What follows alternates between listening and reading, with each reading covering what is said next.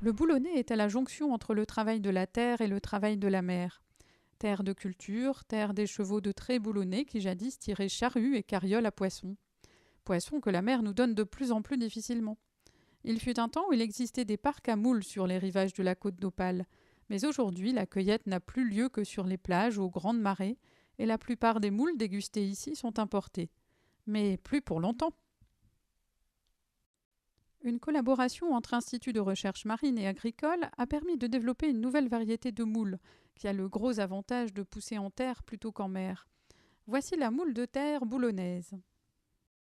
Cette moule a certains gènes issus de la pomme de terre, ce qui nous permet de créer un produit qui a tout de la moule classique. Elle se cultive bien entendu comme une pomme de terre, avec bien entendu des spécificités.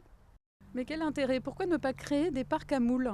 Parce que créer des parcs à moules coûte très cher, il faut poser les pieux, il faut les cultiver, les entretenir et parfois dans des conditions très difficiles. De plus, le trafic maritime étant important dans nos régions côtières, il y a toujours cette possibilité de déversement de gasoil qui pourrait être source d'empoisonnement et de pollution bien sûr. Avec la moule de terre, tout est contrôlable, tout est efficace et bien entendu beaucoup plus rentable. Et donc vous envisagez d'importants débouchés commerciaux? Oui, certainement. Par exemple, le Japon serait intéressé par une expérience de super moules de terre dans le nord-est du pays. Ces moules auraient la taille d'œufs d'oie, dont la coquille servirait à fabriquer des ampoules basse consommation. Et où peut-on trouver un champ de moules de terre? Eh bien, dans une serre à proximité, si vous voulez, allons-y. Ok, je vous suis. Merci.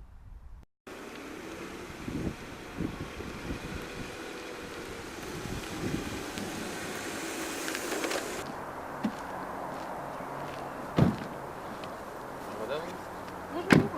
Monsieur Coquillette, direction de production pour la production de pommes de terre. Bonjour.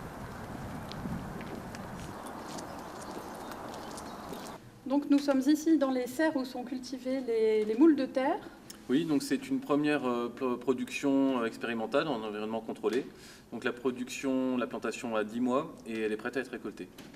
Il a fallu trouver le bon réglage entre la qualité des sols et l'irrigation, l'essentiel étant de conserver une température constante. Et le plus difficile, finalement, a été de faire venir l'eau de mer. L'eau de mer? La moule de terre s'irrigue à l'eau salée et vu la proximité de la mer, il serait ridicule de prendre de l'eau douce et de la saler. Cette innovation a une dimension de développement durable, en plus de sa double casquette aquacole et agricole, et c'est ce qu'on appelle l'agriculture arraisonnée. Ah oui, bien sûr. Et on peut voir le produit? Et oui, bien sûr, alors, on en déterrait quelques-unes. Alors voilà, donc on voit bien les moules. Et on voit que ce pied produit à peu près 1 litre de moules par pied, donc c'est une production relativement correcte. Elles doivent subir un traitement particulier avant consommation? Nullement, elles sont simplement lavées, on n'a pas de problème de coquillage ni de crabe. Et Madame Chaubout, côté gustatif, ça donne quoi exactement? Eh bien écoutez, pour le moment nous ne sommes pas en possibilité de vous faire goûter cette moule, puisque nous attendons l'autorisation par la SAP de la mise sur le marché de ce produit. Mais simplement nous avons testé différentes recettes de manière interne et je peux vous assurer que la meilleure recette reste la moule de terre frite. Nous souhaitons un bel avenir à cette innovation qui ne manquera pas de faire parler du boulonnais dans le monde entier.